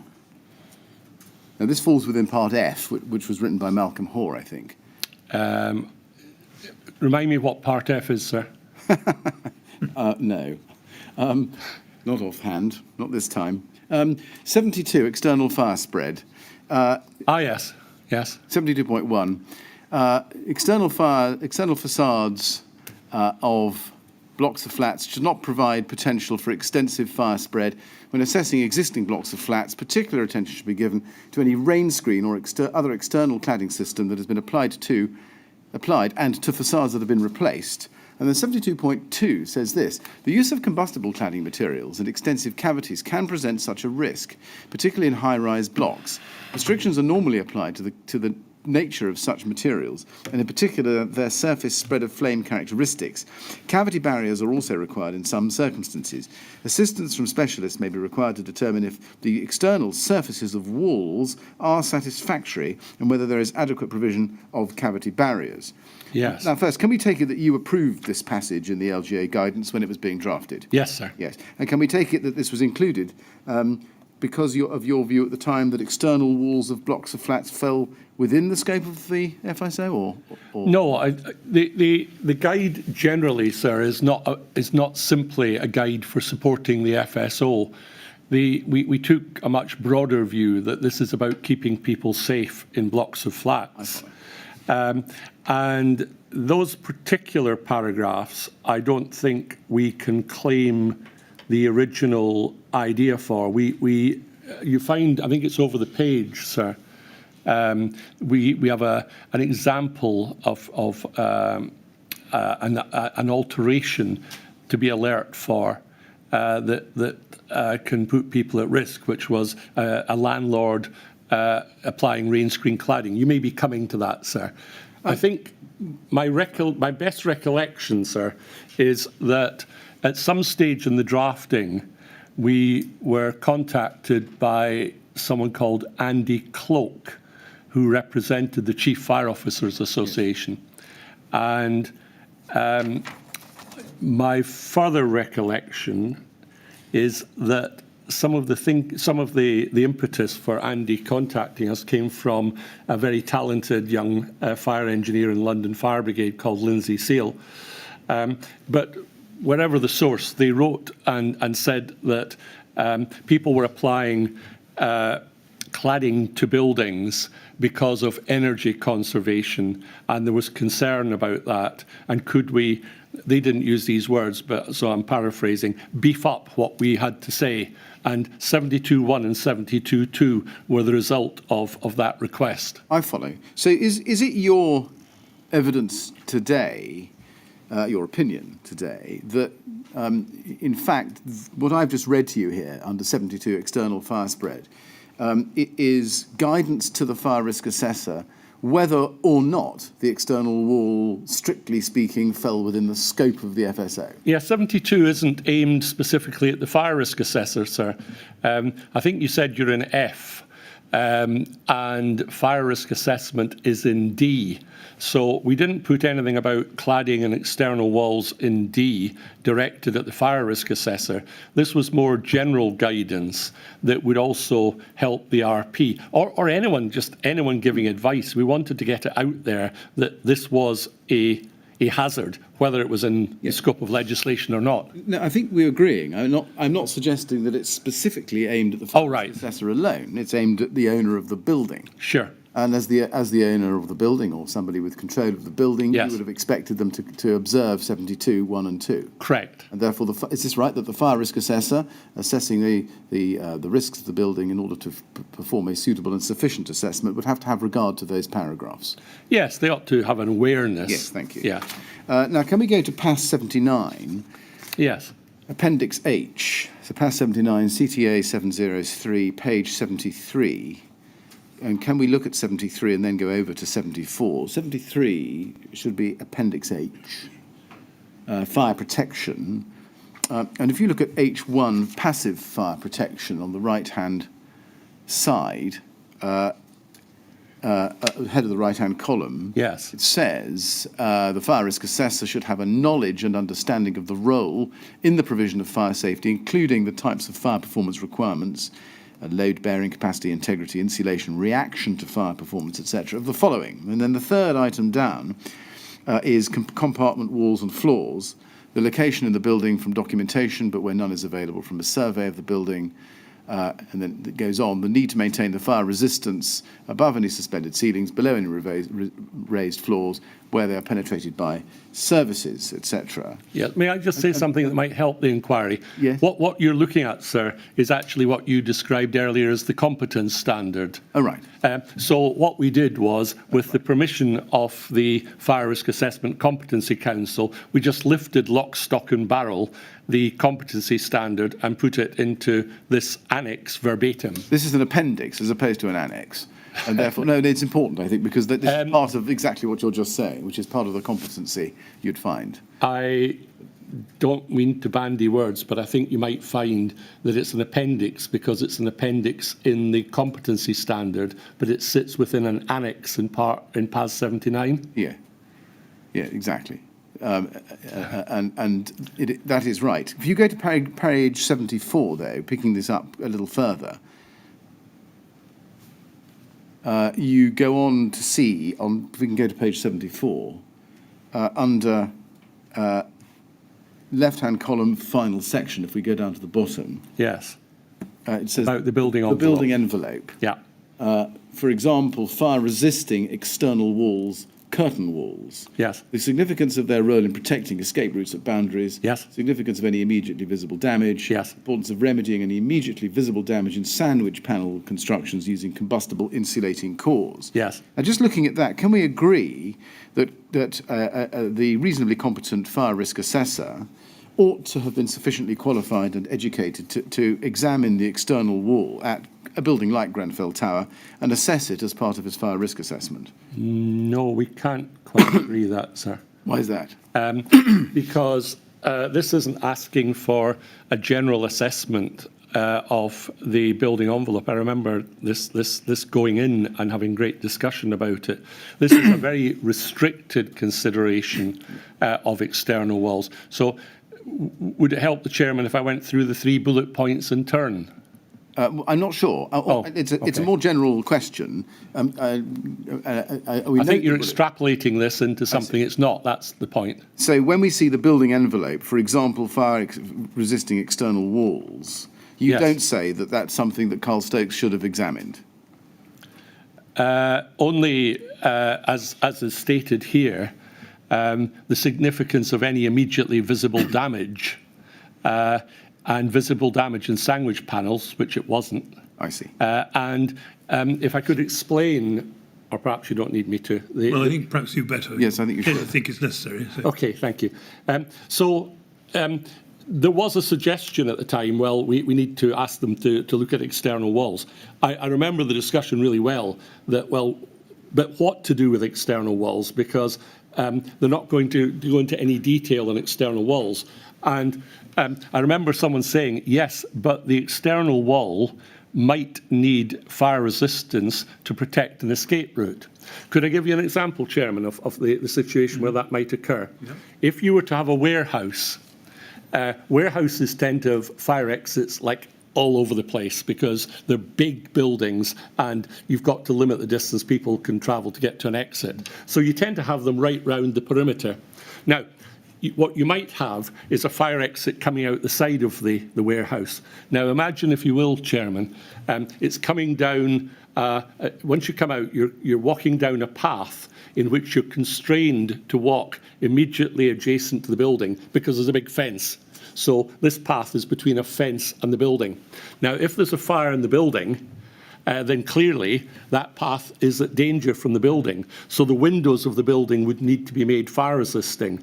And although generally there's no requirement for external walls to have fire resistance, you would have here. And that's what it means, the significance of their role in protecting escape routes at boundaries. Do you see what I mean? Yeah. And the next 2 points are just, has somebody taken a big hack out of the external wall, and then the third one isn't relevant because it's sandwich panels. So this is quite a narrow consideration, sir, so rather than extrapolating it into a complete inspection of the external wall. I follow. So you tell us that, in fact, the 3 bullet points define the inspection of the words in red above it. Not so much the inspection, the competence of the individual, what he needs to know. Yes, I follow. Now, given what you've told us about the general consensus about the external wall of a block of flats falling outside the FSO, yes, are you able just to give us, in simple terms, the way you would reconcile that general consensus with both those parts of PAS 79 that we've been looking at and Section 72 of the LGA Guide? How do they sit together? I don't see any inconsistency. If you could help me, if you do see some, if you could help me with that, sir. PAS 79 says you've got to look at compartmentation. My view is that the external wall is not part of the compartmentation as such, because it has no fire resistance. Compartment walls have fire resistance. So PAS 79 says look at fire compartmentation. So it's telling you that when you're going round the inside of the building, look for cables going into flats with poor fire stopping, cables going into the staircase and so on. So that deals with the PAS 79 point. The 72, 73 of the LGA guide was more general advice for everybody. Be careful about cladding of buildings, particularly when you overclad. But it wasn't particularly directing the fire risk assessment to examine the external walls in a fire risk assessment. Right. At all events, perhaps we can agree to this extent that you would expect a reasonably competent fire risk assessor to assess the fire safety of a cladding system being applied to a high-rise block. They wouldn't normally be competent to do that. They would need to point someone in the right direction to have a specialist look at it or ask the right questions, but they wouldn't be able to assess it themselves. I follow that. That's a slightly different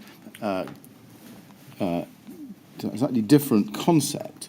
But so far as the responsible person is concerned, yes, you, I think, accept that the responsible person would have, by himself or by a third party, specialist or otherwise, to produce a suitable and sufficient assessment of the risk, which would include the risks of applying cladding to a high-rise residential building. I think we're talking about 2 different things. And forgive me if I've misunderstood that. I think if you have a building that's sitting there, perhaps overclad a couple of years before, and the risk assessor went to see it, he would take the view, well, this will have been done under building regulations, and there's probably nothing for me to do because of what the views I expressed earlier. I think if, as was the case with Carol Stokes, he saw cladding going on at some stage, it might be a reasonable question to ask. In fact, it would be a reasonable question to ask, is that cladding going to comply with the building regulations? But the average fire risk assessor would not be competent to understand the fire performance of materials and cladding materials such as to make an assessment. That is why, at the moment, sir, we're writing a new PAS 9980, which is for appraisal of external walls, and that's with government funding, and it's very clear the people who will be applying that are not the average fire risk assessors. Leaving aside the question of the who, let me see if I can leave this with you this way for present, because we'll come back to the question of competence later. That at all events, looking at the LGA guide section 72(1) and 2, which we've looked at, one of the risks to be analysed in order to produce a suitable and sufficient risk assessment would include the risk presented to those in the building by the addition of cladding to the exterior. Would you accept that? Only with qualifications, sir. When you're actually doing the additional work, when you're actually adding the cladding, then the RP should have been alert to the fire performance of it. But I'm not sure a risk assessor would. So I'm not sure we're entirely ad idem. So help me. To whom is the advice in the guidance at section 72(1) and 2 of the LGA guide Directed. There's a big list, sir, at the beginning. But it would include RPs. Yes. And the RP ultimately bears the responsibility. So the RP should certainly be alert to any alterations and their effect on fire safety. Where they get their advice from, in a way, is down to them. Indeed. Can we then look at the sleeping accommodation guide, RBK 3036722? Yes.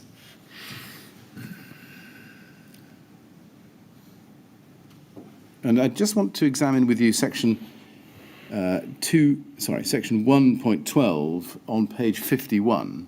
You've got page 1, I think, in front of you there. If we go to page 51, 1.12 relates to insulated core panels. Yes, this is a bit about sandwich panels. Exactly. If you look a little bit further down, you can see the description of panels. And a photograph. And a photograph. And on the right-hand side of the page, at the very top, it says, the use of combustible panels in areas of buildings with high life risk, for example, where large numbers of people are present, should be carefully considered. Your fire risk assessment may need to be revised to ensure that any increased risk resulting from this type of construction is considered. Now, just taking that in stages, is Yes. it right that this guide applied from 2006 onwards? Yes, it did. Yes. But it wasn't any use, really, for high-rise blocks of flats. But aside from that point, you need, with the greatest of respect, sir, to be slightly cautious about taking that sentence out of context. Right. Because you're in a section called insulated core panels. And if you scroll down the left-hand column, sir. Well, below the photograph. Let's do that. Yeah. It is difficult to identify the type of core the panels have, etc., etc. This was because there was a great concern within the profession. Again, you have to put this in context. There's a great concern in the profession after the Sun Valley fire, in which firefighters were killed because of insulated core panels, as I said, often used in the food industry. And because of that, quite rightly, the authors of this guide wanted to draw attention to that. I don't believe, sir, personally, for a minute, that they're talking about ACM cladding. What about infill panels of the kind used at Grenfell Tower? I don't believe that's the sort of thing they had in mind, if I'm honest. If you go back to the very start of the section, Yes. Can we scroll up to the top of the page? 1.12, under the words insulated core panels, it says many buildings have insulated core panels as exterior cladding. Yes, they do. So I'm just trying to understand why you say Because it's not the kind of thing. Because an insulated core panel is a different product. You can see it there. It's a thick layer of insulation, and the danger is, particularly internally, of delamination, where the metal containing the insulation delaminates, and if you have combustible insulation, you have a problem. I don't think, and I stand to be corrected, of course, sir, but I don't think they had in mind the matters that were relevant to Grenfell Tower. I don't think that's what they were talking about at all. I mean, if you go to the end of it, you see, sir, it refers you to further guidance, and it's guidance produced by the International Association of Cold Storage Contractors, because this is about insulated panels used particularly in cold stores. Yes. I mean, You could extrapolate it, I know, with hindsight, but I don't think that's what was intended. either way, you don't. Your view is it that even though it says many buildings have insulated core panels as exterior cladding and they can be combustible, that wasn't a piece of guidance you would expect a fire risk assessor routinely to use? Not unless, well, if you came across a factory with insulated core panels, I would. In assessing a high-rise? No. Now, can I then ask you to look at the LFB letter that you referred to earlier in your evidence, CST 403138. This is a letter we've looked at with a number of witnesses in this module of this inquiry. It was written to Laura Johnson, dated the 6th of April 2017. Yes, I'm familiar with the letter. And Dan Daly, and you're familiar with it. Yes. And you'll also remember that it's entitled Tall Buildings External Fire Spread. Yes. And being familiar with it, let's just look at the second page of the letter, last paragraph, first two sentences. AC Daly signs off as follows: I would therefore strongly urge that you consider this issue as part of the risk assessment process for premises under your control. I suggest you make sure all relevant information about any replacement window and facade schemes is fully available to fire risk assessors. Yes. When a reliable information is available for a given property, it is our general expectation that a strategy to assess the risk and, where necessary, implement short, medium and long-term actions to address the risk. This assessment will need to take account of other fire safety measures already in place in the building, as well as potential mitigation measures to ensure that any potential fire spread does not pose a risk to health and safety. I've read that all to you, but focusing on the words facade schemes being relevant to the risk assessment process. Yes. First, are you aware of any view prevalent among fire and rescue services at the time, and the LFB in particular, that the external envelope of a building did fall within the scope of the FSO? I didn't personally come across that, sir. There was a lot of discussion about this letter. I'm very familiar with Shepherd's Court because LBHF are clients. Indeed, after Shepherd's Court occurred, we had quite a lot of discussion amongst ourselves. Were these spandrel panels, were they part of a window or were they part of a wall? And it's an interesting debate. Something similar came up to what came up after Lakenall House. In the end, I took the view personally to pull rank, and I didn't care what they were. You just can't have fires splitting up 5 floors, so it didn't really matter. It was academic what they actually were for the purpose of legislation. But I wasn't aware of fire authorities who took the view that generally in blocks of flats, external walls were part of the fire safety order. So does that tell us, Mr. Todd, that this letter represented a shift at the time in LFB's thinking? I think it was mission creep. It would be the best way to describe it. Mission creep. Well, that's how I would describe it. And I think and I don't mean that in a critical way, really. I think with the best will in the world, a bit like myself, does it matter what it's called? Does it matter whether it was within the scope before? We've seen these spandrel panels go up however many floors. Was it 5? They weren't cladding. They were spandrel panels, and they tend to go up in a ribbon. But it's a very unacceptable thing to happen, and nobody disputed that. I mean, in the light of the paragraph of the letter I've just read to you, would you accept that at or perhaps by that time, 6th of April 2017, there was at least a well-held view among enforcement bodies, LFE being the example, that external facade schemes were to be included in a fire risk assessment by a responsible person? I don't think it was as definitive as that, sir. In fact, what was the date of that letter again, sir? 6th of April 2017. 2017, yes. Yeah. Perhaps by then there was what you described as a shift, sir. I know the officer who carried out the last audit for London Fire Brigade at Grenfell Tower only a few months before said in her witness statement, we were not required to consider external cladding because it's not part of the fire safety order. So that was the view of the auditing officer of London Fire Brigade 4 or 5 months before. So if it was the view of London Fire Brigade that was incorrect, then by definition it was a shift. But I think I've referred in my supplementary report to quite a senior officer of London Fire Brigade on social media who said not that long ago, before the Fire Safety Act came into force, external cladding is not yet part of the fire safety order. So clearly this wasn't definitive, sir. Right. You say it wasn't definitive. It reads pretty definitively, doesn't it? Yes, it does. And it's addressed to a wide audience. Yes. And my question really was, does this represent a significant shift in the stance of a major enforcement body? If Dan Daly is correct that was the position to take and was now to be adopted, that would be a shift, no doubt. Right. So at the time of the Grenfell Tower fire, which happened only 3 months or so after the date of this letter, Yes.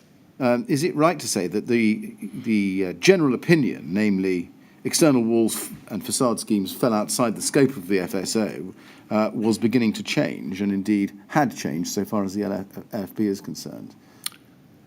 I think that would be a matter for evidence from LFB, sir. Well, that's a fair point, but from your perspective... I wasn't aware that there was a definite change. I thought it was quite sensible to draw people's attention to this in view of what had happened. And I know RBKC passed this to Carl Stokes, who then said that's why I asked whether the cladding was... whatever word he used, fire-rated, I think. Fire-rated. Fire-rated. So I know, to close the loop of the story, Janice Ray received this. She passed it on to Carl Stokes. He said, that's why I asked about the cladding. And he was right to ask. We'll come back to that later. Yes, I realise that might be going on a bit far, sir. That's okay. We'll come back to that because we're going to look at his fire risk assessment well, it won't be shortly, but later in your evidence. Moving away then from external facades, I just want to ask you about one or two other matters of scope. Yes, sir. Now, if we go to your main report, please, at page 72, I'd like to look with you, please, at paragraph 7.37. Yes. Now, under the heading at the top of the page, we'll need to scroll up, we'll see the heading, Practical Steps for an FRA for a High-Rise Block of Flats. Yes.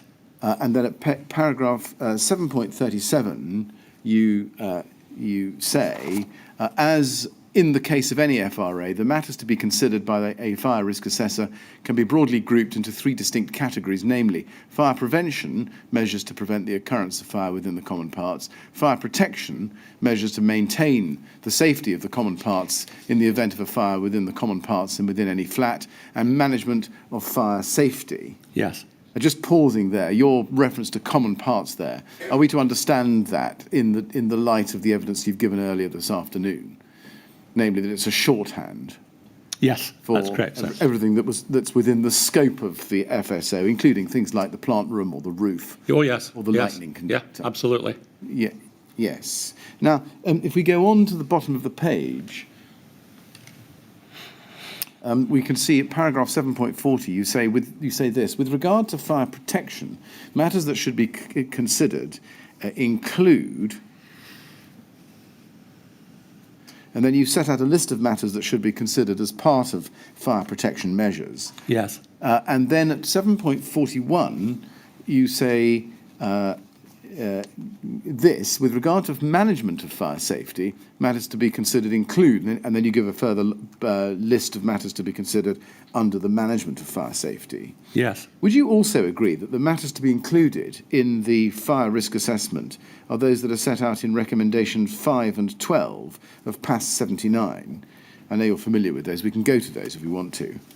You'll have to help me with what they are. All right. No, to be fair, this isn't an exercise of trying to test you on your own document. Let's go to PAS 79. It's at CTA 703, page 21. Recommendation 5, and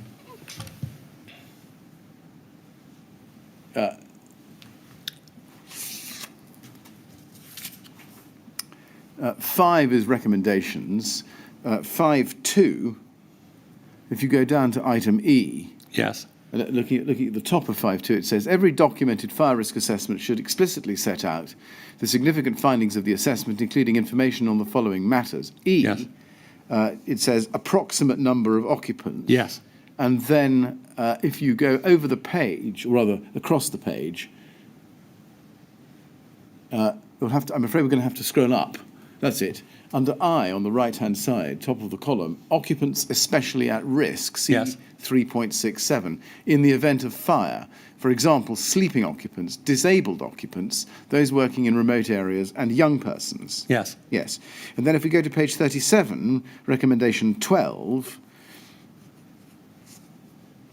do you agree that under recommendation 12.2, it says this: while it is not normally necessary to document the manner in which every factor to which 12.1 refers affects the fire risk assessment, there should normally be explicit information within the assessment regarding appropriate measures to protect occupants who are especially at risk in the event of fire. Yes. Yes.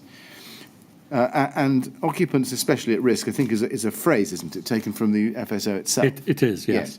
Now, can we look at one of Carl Stokes' fire risk assessments? I want to show you the one from April 2016, and this is at CST 403161,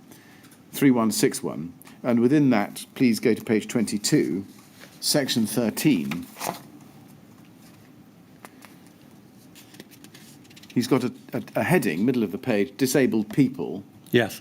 You see that? Yes. Now, it's right, isn't it, that this section doesn't specifically appear in the PAS 79 template, does it? No, it doesn't, No. sir.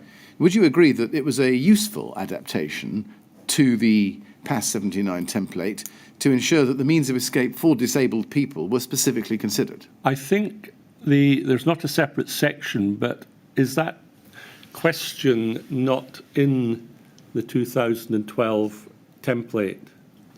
The question is... It just doesn't have a different section. Yes, no, I'm not disagreeing with that. All right. I'm in fact building on that point, but it's just to invite your agreement that the way Carl Stokes went about that task was to give himself a template. Yes, he upgraded the question to a section, if you like. Indeed. I think we're at it then. Yes. Then if we go to your main report, at page 73, we'll come back to that heading in a moment. I'm just spotting it with you at the moment. But if we get back to your main report at page 73 and look at paragraph 7.41, which we were looking at a moment ago. Yes. If you look at your last bullet point there, you see that it says, under management of fire safety, arrangements for routine inspection of the common parts. Yes. And you say that should be considered as part of the management of fire safety. Yes. As I've shown you. Should that include the inspection and maintenance regime for flat entrance doors? Yes. Well, yes. Yes. Right. Now, I've asked you those questions somewhat detached from any particular line of reasoning. I just wanted to pin that down, and we'll come back to that in due course. Coming back to the fire risk assessor's approach, would you expect the fire risk assessor to be given information on the approximate numbers of occupants and means of escape of disabled occupants in the building before completing their fire risk assessment? In the case of a block of flats, I wouldn't expect him to have a list, as it were, of people and their individual disabilities. I've never known that recorded in a fire risk assessment. Right. But generically, there ought to be consideration of the whole evacuation strategy for the building. Right. So the answer to my question, I think, is no. Is that you wouldn't expect the fire risk assessor to be given information on the approximate numbers, just numbers of occupants and means of escape for disabled occupants in the building. At the time PAS 79 was in force, we wouldn't have expected that. That wasn't really part of the thought process. It's not suggested in the LGA guide. Now, that might be contentious, and it might be argued whether that's right or wrong, but it wasn't part of the thinking in the LGA guide at the time. Right. And if that's the case, can you explain recommendations 5 and 12, which we looked at earlier? I said at the beginning, well, quite early on in the evidence, sir, that when PAS 79 PAS 79 2012 was written,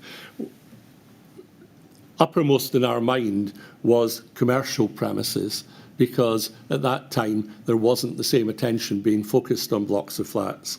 And so if you were, for example, carrying out a fire risk assessment for an office building, you would ask very particular details about disabled people.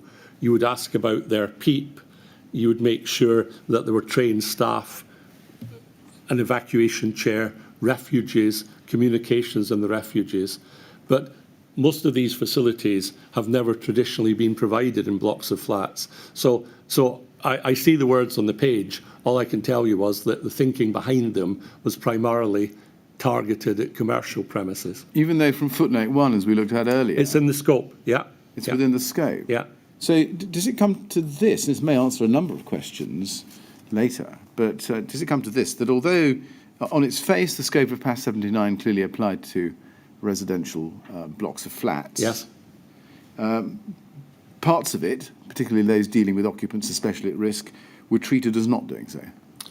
They wouldn't have been high on the radar, if I can put it that way, sir. That is why, after Grenfell, we had discussions with those representing the housing sector, saying we really need a PAS 79 for housing, because PAS 79 Part 12 doesn't really properly address housing, which is why we then wrote PAS 79 Parts 1 and 2. Right. Would you expect the responsible person, by which I mean a person responsible for a residential tower block, to be sufficiently familiar with their obligations under the FSO to know that they should provide the fire risk assessor with all up-to-date information relating to the fire risk assessment that they are about to undertake?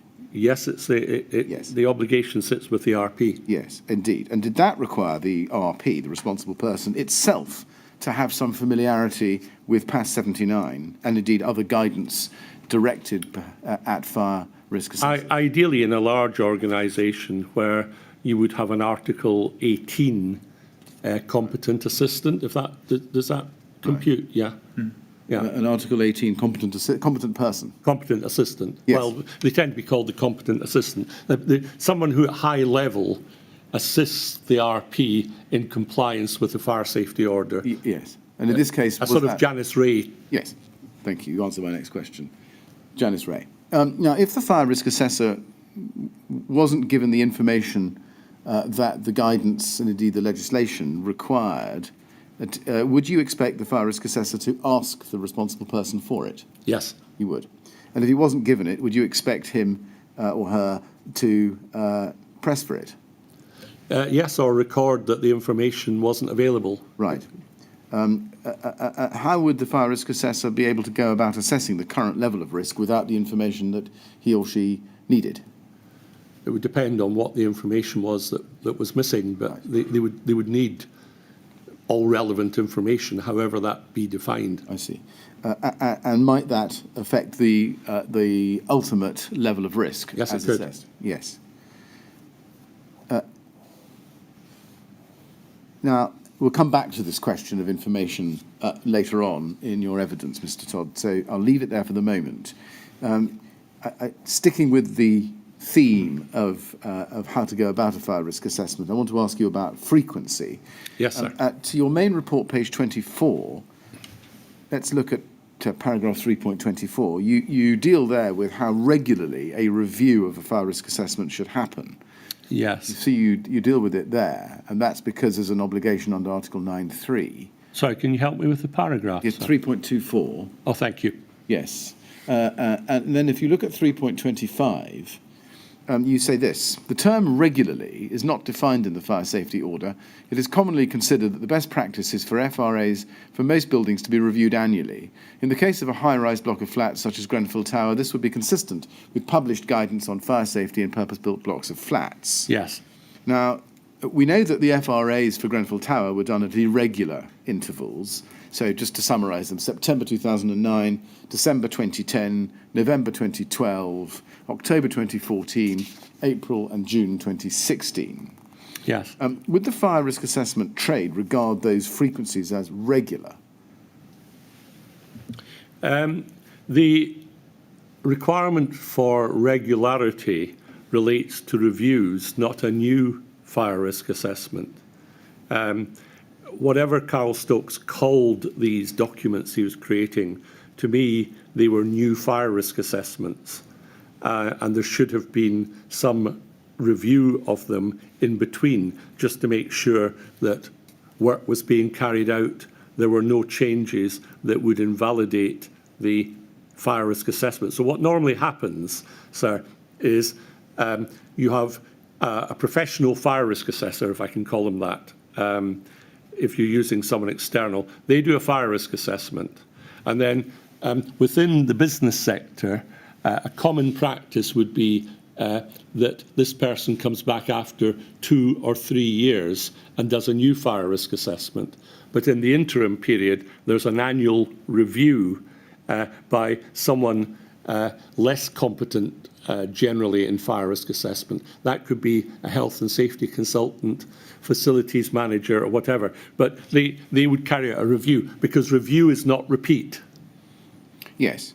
I mean, if there had been spot checks annually by the responsible person to make sure that FRA actions were being completed, would that be regarded customarily as satisfying? I think you'd want something better than spot. If by spot checks you mean sampling, yes, I think you'd want something a little bit more rigorous than that. Right.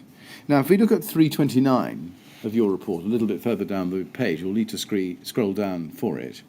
You say this: clearly after the last refurbishment at Grenfell Tower, there was a requirement for the FRA to have been at least reviewed, or preferably for a completely new FRA to have been carried out.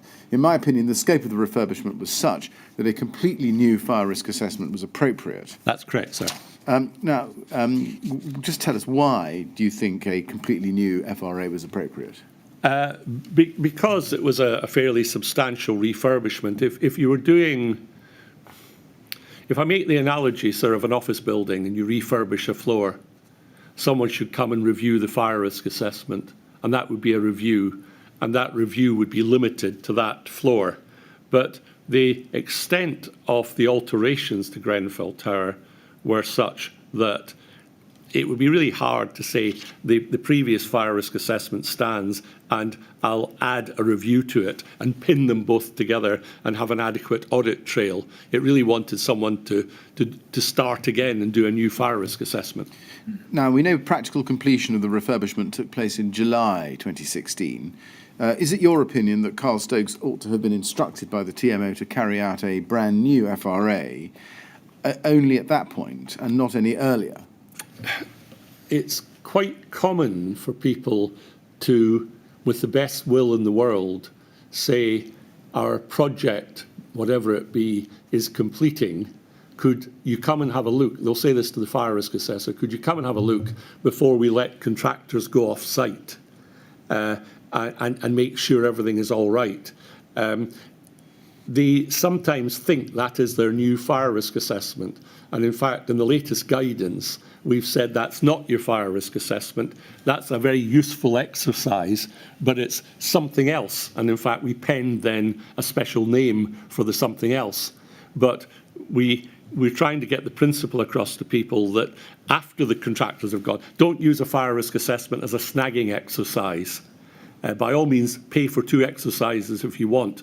One, a pre-occupation, if it's a new building, a fire safety assessment. But then when all the dust has settled and you've got rid of all the contractors and the building is as you can see the building as it will be, that's when you should do a new fire risk assessment. So after handover, Yes. and therefore after the Regulation 38 obligations have been satisfied. If the Regulation 38 obligations are satisfied. Indeed. Okay, well, that was the assumption I was asking. Sorry, I make that caveat because it's a common omission. Indeed, but after that time. Yes. Yes. And so would you agree that Carl Stokes' FRA to 20th of June was far too early in the process? Probably quite premature, yeah. Yes. Unreasonably so? I don't know what the conditions were at the time, so it would be very difficult for me to say. You know, if people were putting, metaphorically, the last licks of paint on, but all the structural work was finished, the doors were all there, then not maybe substantially so, but the ideal is to wait till you've got rid of the contractors, because you're seeing it, otherwise you're seeing it with contractors there who've probably introduced hazards, and you're going to tell people about these hazards, but they're not going to be there when the contractor's gone. And you really want to see it as it will be. Yes. Would you agree that Carl Stokes' June 2016 FRA was in fact not a new FRA in the sense you've just explained, but really a summary update to his April 2016 FRA? I think he generally just looked at changes. I don't know that he'd looked at things, but then he had given the place a fairly good look at. So I'm not sure what he perceived it to be, if I'm really honest, sir. The summary update, or rather the June 2016 version, still included paragraphs that had been copied and pasted from previous FRAs. Yes, for example, pigeon netting. Yes, yeah, absolutely. Yes. Yeah, there was an undue amount of cutting and pasting. Yes. Should Carl Stokes have told Janice Ray that a new FRA was needed after completion of the refurbishment? Should he have given that advice? Can you remind me what date he put down as the next fire risk assessment? What, following June 2012? Yeah, there would have been a date. I'm afraid I can't off the top. Should be on the front of it. I can't remember. Yes. It depends on his perception as to whether he was seeing a building as it would be. If he thought that there was still going to be further changes, then yes, he should. He should have said another one in, I would have said, typically 3 months. If he thought that it was more or less as it was going to be and he was unlikely to see very much different in 3 months, then I would have suggested he should put it down as a year. Right, a year. I've been helpfully reminded that it was in fact July 2017. Yeah, so he put it down for it. Right. Put it down for a year. Right, and you say that should have been... Sorry, was it June 2016, wasn't it? 20th of June 2016. And then he put it down for July 2017. Yeah, that would be because he thought that well, I don't know what he thought, but that his risk assessment was suitable and sufficient for the building going forward. Right. So, whether he was correct or not, it's difficult for me to say. But building that and putting that together, ought he to have advised the TMO in June 2017 that a June 2016 FRA was too soon, and a full FRA needed to be done as soon as practicable after practical completion? Well, and not waiting another year. At risk of repeating myself, if indeed he thought that was necessary, then he should have done. Yeah, that's something of a truism. Very good. Mr. Chairman, we're going to turn to a completely new topic, which is FRA actions. I'm happy to spend 3 or 4 minutes getting into this. I'm just wondering whether it makes much sense to start that this evening. Not really, no. No. So I'm in your hands, Mr. Chairman. If you've got a hunger for past 79, which hasn't yet been satisfied, we can start. I think I can probably hang on till tomorrow. Very good. Thank you very much. Mr. Todd, despite the fact that there's still 3 minutes on the clock, I think that's a sensible point at which to stop for the day. So we'll end there. I'm going to have to ask you to come back tomorrow to continue your evidence. So we'll say 10 o'clock tomorrow morning, please. And again, I must ask you not to talk to anyone about your evidence or anything to do with it while you're away. Of course, sir. Thank you. Thank you very much. Look forward to seeing you tomorrow. Yes, sir. Thank you.